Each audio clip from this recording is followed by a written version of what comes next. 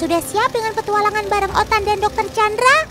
Kali ini Otan dan Dokter Chandra punya misi penting nih, yaitu menjaga keamanan dan keselamatan Sobat Otan di hutan Karuhun ini dari tangan-tangan nakal pemburu liar.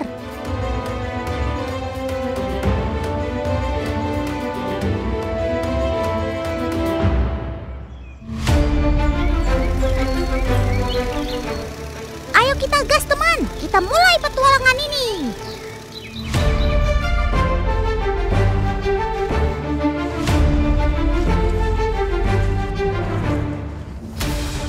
Dokter sekarang berada di hutan Karuhun nih, bersama Pukas.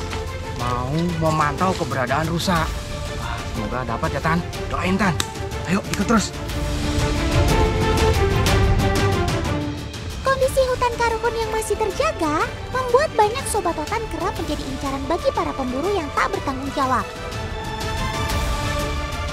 Karena hal tersebut, warga pun akhirnya membentuk komunitas yang bernama Pukas atau kepanjangan dari Penjaga Hutan Karuhun Sindang Ratu. Komunitas pecinta alam ini dibentuk agar ekosistem yang ada di hutan Karuhun termasuk rusa tetap terjaga.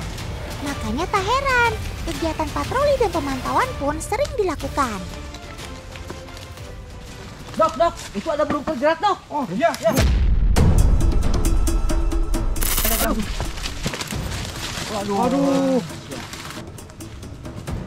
Waduh, Tan, lihat. Ini ada burung terjerat. Waduh, kasihan banget. Ini emang banyak banget, Pak. Penjerat kayak gini di sini, kira-kira sini. Suka ada pemburu di sini. Waduh.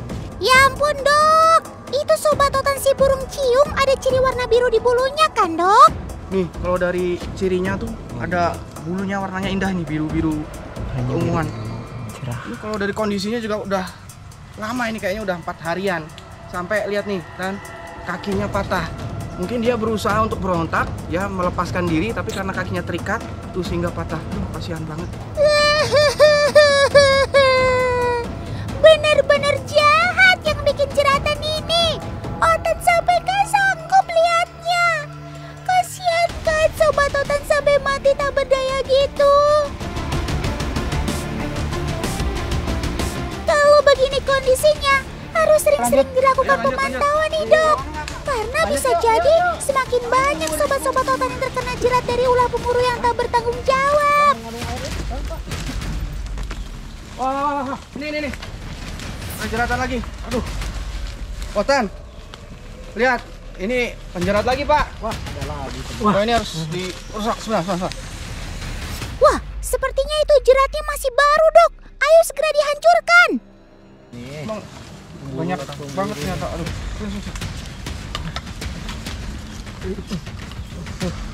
Tan, ini banyak banget yang kayak gini Pak ya, sekitar sini ya? Selalu ada. Ini kita harus menelusuri, takutnya masih banyak jeratan yang kayak gini. Oke. Aduh, untung dokter dan teman-teman Pukas melakukan pemantauan. Benar aja kan, ada lagi jeratannya. Yuk.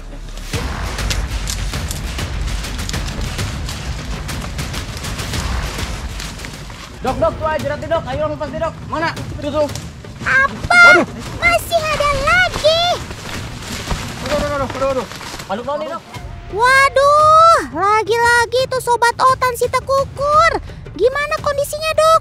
Ini kalau dilihat dari kondisinya, ini kayaknya baru terjeratan. Bentar, saya dokter cek dulu. Ini kondisinya cukup memungkinkan kalau kita langsung rilis. Ini saya pegang. Ya, lepasin dulu talinya. OMG, Otan gak habis pikir deh sama kalian yang bikin jeratan kayak gini. Apa salah Sobat Otan sama kalian? Mereka kan hanya ingin hidup bebas di alamnya. Syukurlah, Dokter Chandra dan teman-teman Pukas bisa membebaskan Sobat Otan yang terjerat kali ini.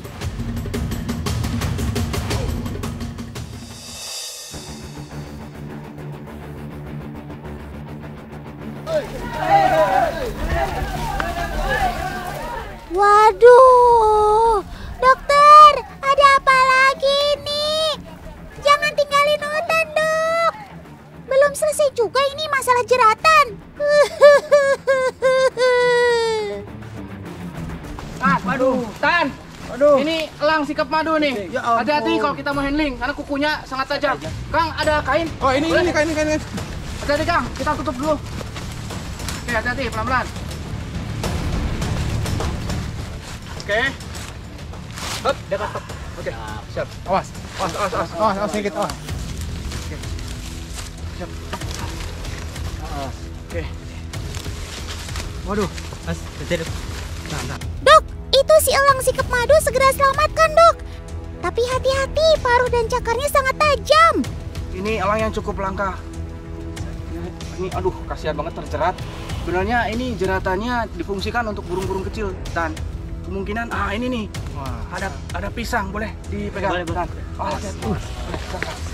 Dan, oh iya, ini ada pisang dan jadi memang jenis burung elang seperti ini dia senang memakan buah-buahan seperti pisang atau pepaya. Dia ada kemungkinan dari kejauhan melihat ada pisang dan dia tertarik dan terjerat seperti ini. Ini dokter harus segera tanganin, takutnya ada yang luka itu. Nanti dibuka dulu dah. Boleh, iya, tapi hati-hati banget kukunya. Boleh posisinya agak enak, Kayak gini. ya, ditekakin saja, tekakin.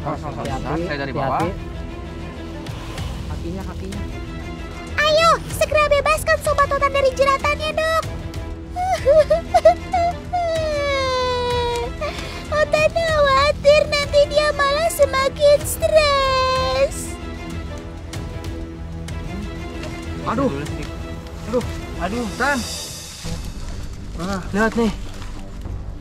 Aduh, sepertinya ini kena jeratan.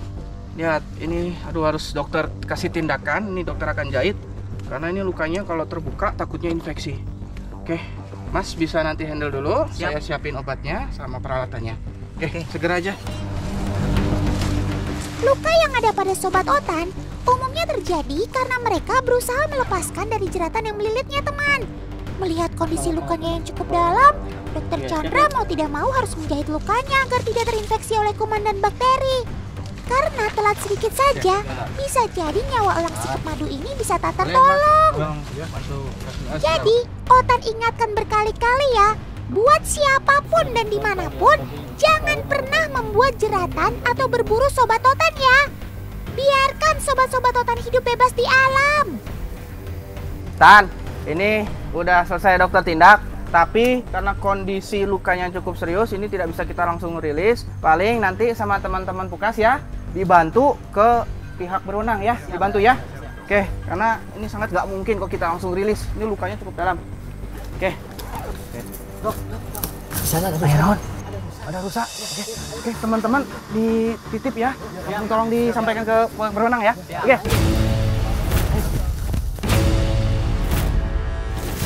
Nah, kita lanjutkan lagi, Dok, perjalanan misi kita.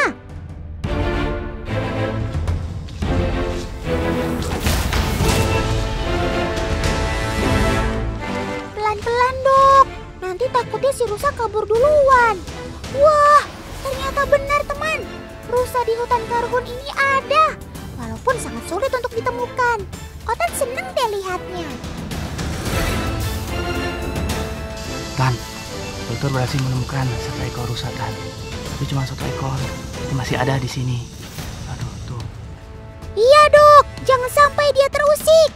Karena rusa liar sangat sensitif jika mendengar suara asing.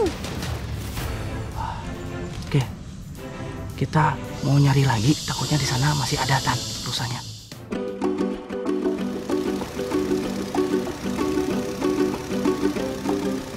Rusa yang ada di hutan Karhun ini merupakan jenis rusa timur, teman. Penyebaran dan daya jelajah yang luas membuat rusa timur ini memang banyak dijumpai di beberapa daerah. Tak jarang rusa ini juga kerap menjadi buruan warga untuk diambil dagingnya. Pak Novel, itu bawa apa Pak Novel? Oh iya, yuk kita sudah. Kang. Tunggu. Aduh, ini bawa apa ini? Baru Pak. Waduh, ini mau dibawa kemana ini? Mau dibawa ke hutan, Pak. Kita dapat dari warga. Waduh, jangan dulu nih. Aduh, ini kebetulan ini rusa yang dilindungi. Ini juga kayaknya sakit ini. Nah, dokter ada kenalan dekat sini penangkaran hewan. Kita bawa ke sana aja ya, sekalian dokternya cek. Oke, yaudah, hati-hati. Ayo. Hati-hati. Ini jalannya.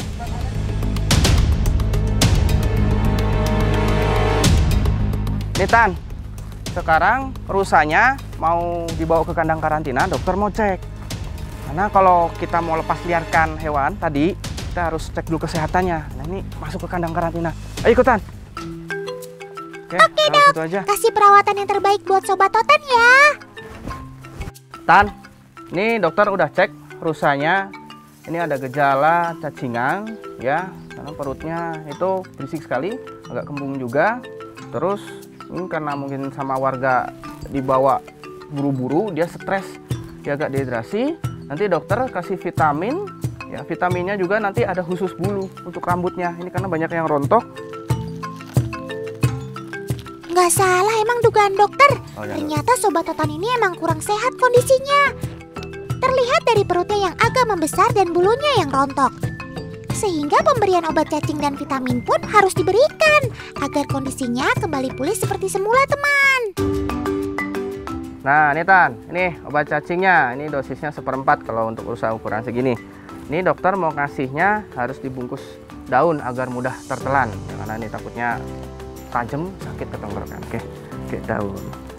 Kondisi perut kembung ini memang sering terjadi pada hewan-hewan berkaki 4, teman.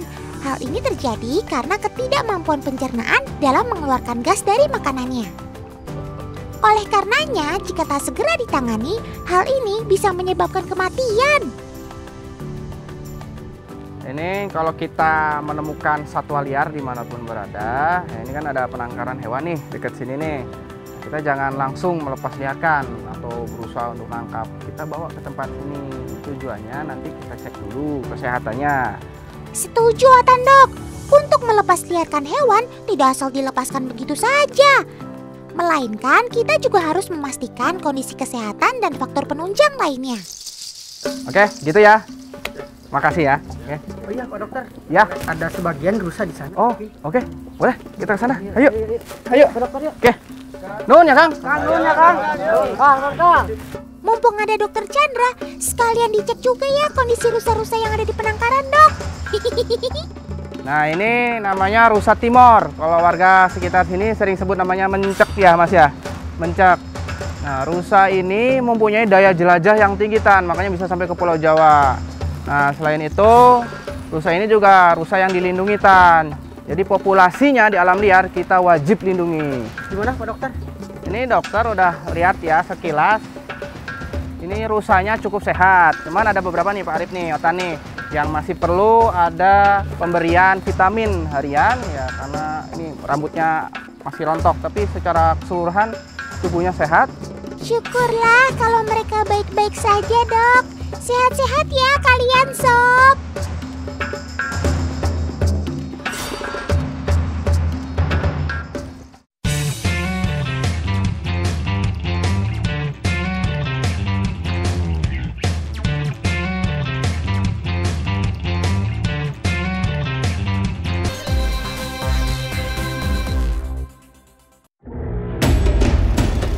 Teman, kita lanjutkan petualangannya yuk.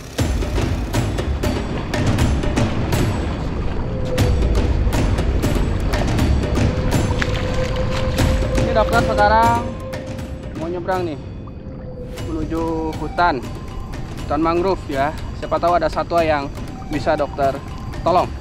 Oke, lihat nih dalamnya pinggang. Dokternya harus pelan-pelan, soalnya pasir bawahnya dan jadi lumpur juga nih, ada lumpur, jadi agak berat jalannya. Waduh, medannya nggak ada yang lebih menantang lagi nih, Dok.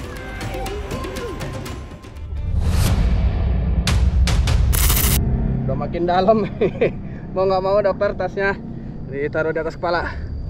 Oh, makin dalam ini. Pelan-pelan jalannya juga.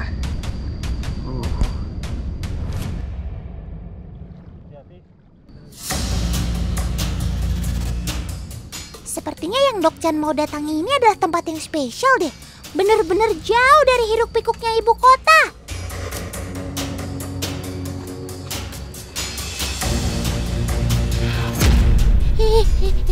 Itu kok banyak yang menggantung sih. BTW kayak kenal deh. Wah, itu kan Sobat Totan si Kalong. Hai Sob. Tuh, dengar ada suara kelelawar, kalong. Ya, ini kita udah mendekati sarangnya ini. Harus pelan-pelan karena dia sensitif sama suara, sama penciumannya juga. Dokter mau coba mendekati. Teman, ternyata Dokcan mau mengunjungi Pulau Kalong yang ada di salah satu selatan Jawa. Vegetasi mangrove dan hutan yang lebat merupakan salah satu habitat utama dari vampir ini. Kalong maksudnya. Suara apa tuh? Waduh, ini kalongnya pada terbang-terbangan nih, pada pergi. Dok, itu ada pemburu. Dia lari itu, Dok. Mas itu ada yang lari. Woi, kemana kau? Kok bisa-bisanya sih ada orang yang berburu kalong? Padahal kan tempatnya jauh pakai banget dari pemukiman. Perburuan kalong besar-besaran sebenarnya sudah menjadi isu penting bagi pemerhati satwa. Potensi kepunahan pun sudah di depan mata jika para pemburu terus memburunya. Kang, Dok, kalongnya ada yang ketebak. Woi, mana? Ini. Waduh, kangilan. Wah, besar. Waduh, besar. Ya ampun, kasihan banget kamu, Sob. Ayo, Dok, segera beri bantuan sebelum terlambat. Oh, ini nih. Wah, ini sebelah sayap atas ya. Kiri Luka. Ini Tan. Ketembak tadi sama si penembaknya lagi nih. Ini dalam banget. Ini dokter harus segera ambil pelurunya. Sungguh terlalu si pemburu itu. Si kalong terkena peluru tepat di dekat sayap, sehingga kehilangan keseimbangan dan terjatuh. Jika peluru tersebut tidak segera diambil, bisa saja sobat otan ini mati karena infeksi.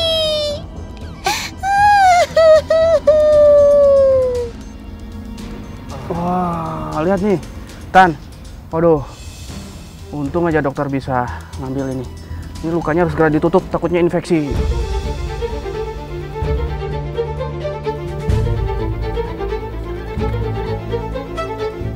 Yang sabar ya, Sob. Sekarang sudah tinggal pemulihan kok. Otan yakin kamu kuat.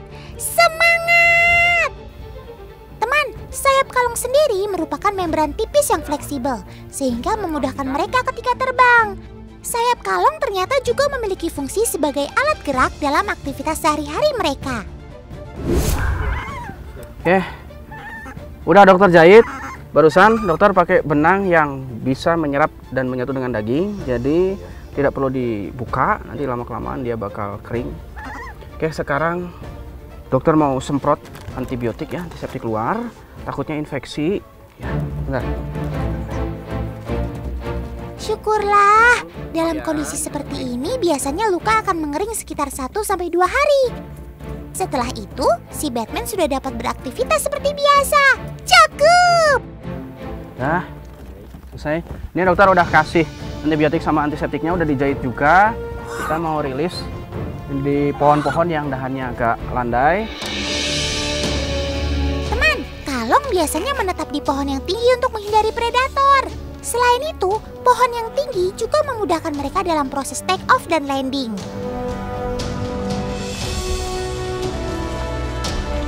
Oke, ini udah dirilis di sini.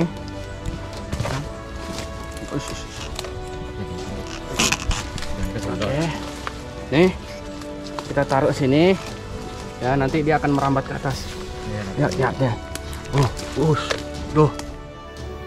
Saat kalong terjatuh, biasanya ia akan merangkak naik ke atas, teman. Tapi kali ini karena sobat otan sedang terluka, Dokcan coba membantunya dengan meletakkan di pohon yang sedikit landai.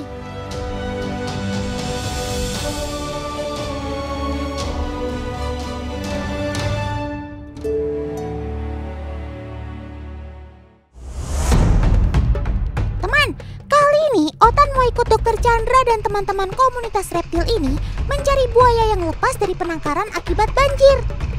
Nah, laporan warga sekitar, si buaya terlihat di sungai ini sejak kemarin. Makanya semua harus bergegas sebelum si buaya kabur ke tempat yang sulit untuk melakukan evakuasi. Nah, itu dia. Aduh, jangan kabur-kaburan lagi ya, Sob. Tempat ini bahaya buat kamu, juga buat masyarakat yang biasa ke sungai.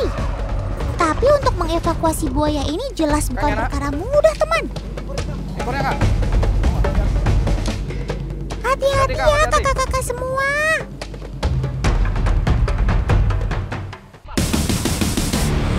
Nah.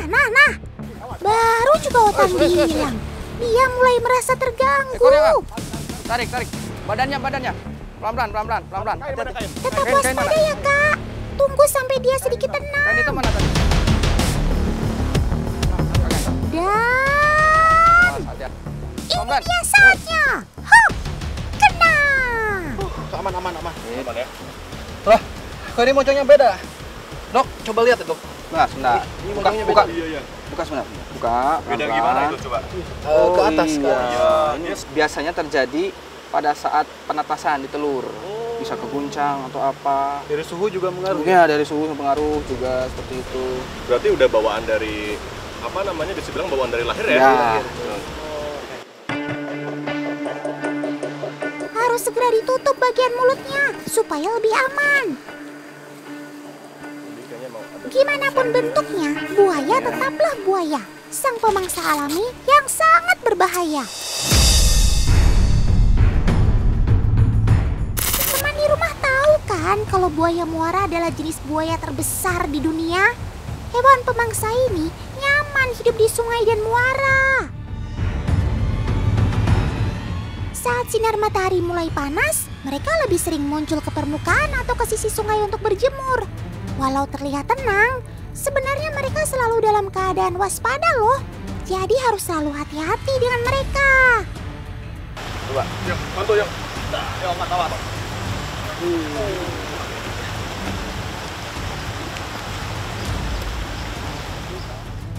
Dok, tadi Otan lihat di mulutnya ada tali yang tersangkut. Tolong dicek ya, Dok ya. Kita cek dulu aja. Cek dulu bentar ya. Boleh di depan. Cari agak Oke. Agak luas dan enak lah di ini. biar aman juga. Oke. Kita lihat ya. Pelan-pelan. Iya. Nah ini Kang lihat nih. Ini saya tadi dari air udah kelihatan kayak ada Iya, ini nyangkut benang sesuatu ya. gitu ya di dalam mulut ya. Aduh. Benang ini. Coba periksa dulu, mumpung belum terlalu jauh. Ya ampun, Otan bilang juga apa? Lengah sedikit saja bisa membahayakan semuanya. Walau dalam kondisi kaki terikat dan mulut tertutup, buaya masih bisa membuat siapapun terluka. Apalagi bagian giginya yang super tajam ini. Saat mulut tertutup, ada beberapa gigi buaya yang masih bisa terlihat dari luar. Gigi taring ini biasa mereka gunakan untuk mencengkeram mangsa saat sudah berada di dalam mulut. Siapapun akan sulit melepaskan diri kalau sudah terkena cengkeraman gigi buaya. Dokter Chandra punya cara sendiri untuk memeriksa bagian dalam mulut buaya. Cara ini sangat berbahaya dan beresiko, teman. Jadi, hanya bisa dilakukan oleh tenaga profesional. Pipa yang dipasang pada mulut buaya membuat Dokter Chandra lebih mudah menjangkau bagian dalam mulut. Benda asing seperti tali senar atau yang lainnya bisa diambil langsung dengan tangan kosong. Ya ampun, ini kan bahaya banget buat kamu, Sob. Kayak nggak ada makanan lain aja deh. Mumpung masih bareng Dokter Chandra, coba cek lagi deh dok kondisi bagian dalam mulutnya. Siapa tahu masih ada yang harus diobati. Cuman ini saja, ini mungkin gesek sama tadi kawat ya. Jadi agak lukanya radang dikit, yang lainnya tidak apa. Nah kan, sekilas menurut Otan sih nggak ada masalah. Tapi kalau Dokter Chandra yang cek langsung, ternyata beberapa bagian dalam mulut kamu ada yang mulai meradang akibat gesekan benda-benda asing tadi. Bagian dalam mulut predator ini jarang sekali orang lain tahu. Buaya punya katup di dalam mulutnya. Katup masih bagian dari tenggorokan, berwarna merah muda dan akan selalu tertutup. Walau kondisi mulutnya terbuka, belum tentu mereka membuka bagian katup mulutnya. Katup buaya hanya akan terbuka saat mereka sedang makan. Tapi dok, kondisi Sobat Otan ini nggak apa-apa kan? Nanti lebih saya kasih suntik nanti ya vitamin. Nanti saya di sini saya semprot juga untuk antiseptiknya. Oh, boleh langsung disemprot mungkin Boleh, dok, ya? boleh. Sedikit sakit nggak apa-apa ya, Sob. Ini untuk kebaikan kamu, supaya bakteri yang ada bisa mati. Wah, perih kayaknya itu, matanya langsung merem. Maaf ya. Maaf ya, buaya ya. Nah, selesai. Segera lepaskan pipa yang terpasang, supaya buaya tidak semakin stres. Masih ada hadiah dari Dokter Chandra nih, Sob, supaya kesehatan kamu tetap terjaga. Otan juga mau dong, Dok, disuntik vitamin, biar selalu sehat dan selalu bersemangat setiap hari. Di bagian pangkal kaki belakang terdapat banyak jaringan otot di dalamnya. Keadaan ini yang membuat dokter menyuntikkan vitamin tepat di titik tersebut. Kalau kata Dokter Chandra, vitamin yang disuntikan jadi makin cepat bereaksi. Nah, yang suka ngeluh stres karena banyak kerjaan, mau Dokter Chandra suntik juga?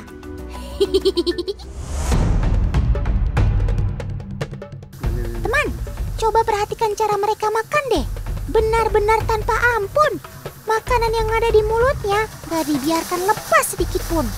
Rahang dan gigitannya yang kuat jadi senjata buaya untuk menaklukkan apapun yang mereka anggap sebagai makanan. Loh, tangan siapa itu? Berani-beraninya ketuk-ketuk mulut buaya.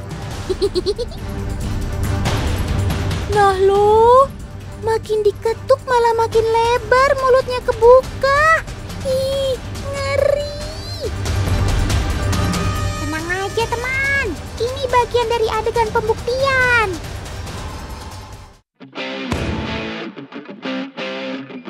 Faktanya, buaya tidak punya cukup banyak kekuatan untuk membuka mulutnya loh.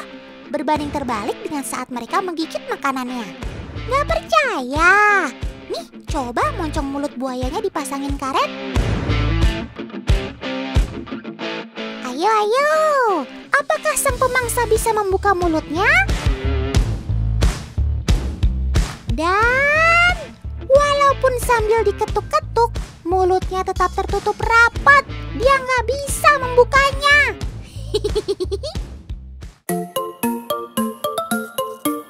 Walau bagaimanapun, kamu adalah hewan yang dilindungi, Sob. Jadi harus dapat perlindungan dan tidak boleh dipelihara tanpa izin. Syukur deh, Sob, kamu ada di tangan yang tepat. Semoga setelah ini kamu bisa kembali kumpul bareng keluarga ya.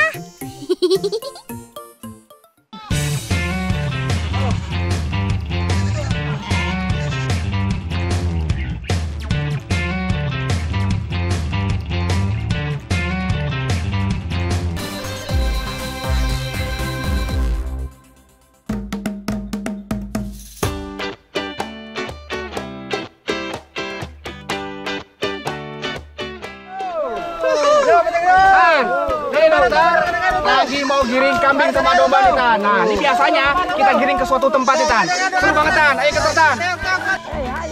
Ayo kita gaskan Dok. Tapi tolong dijagain sobat-sobat Totan ya Dok. Apalagi masih banyak anakan domba yang lucu-lucu tuh.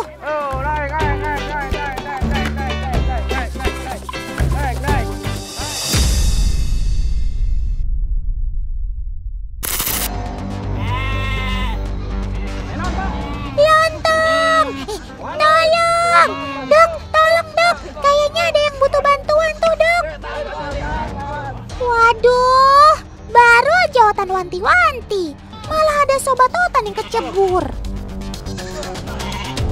Tan, aduh ini ada sobat Otan yang kecebur di bekas sumur nih. Untung aja bapak-bapak tadi ketahuan. Kalau enggak, waduh gawat. Mana sumur yang dalam lagi. Coba ini dibantu dielap dulu aja, dikeringin ya. Takutnya nanti kedinginan. Yuk diangkat dulu aja yuk. Diangkat aja Pak, diangkat yuk. Aduh kamu. Hampir aja jantung Otan mau copot. Telat sedikit aja, bisa-bisa sobat Otan malah tenggelam ke sumur yang dalam. What happened? Ada apa lagi nih? Lu?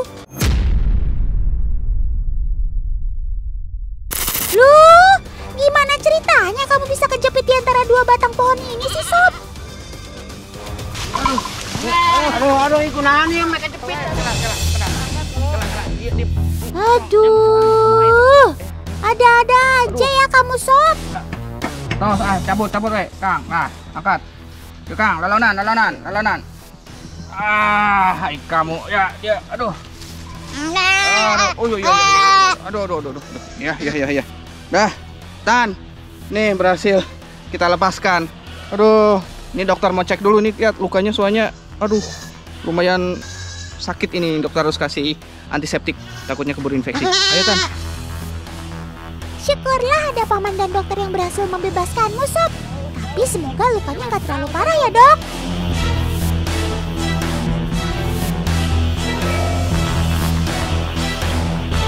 Tan, ternyata luka yang dari lehernya ini akibat gesekan tadi. Mungkin dia berusaha keluar dari pohon itu yang pas kejepit. Cuman lukanya tidak terlalu parah, Tan. Syukurlah. Banyak istirahat dulu kamu ya, Sob. Biar kondisi kamu cepat pulih dan sehat seperti sebelumnya.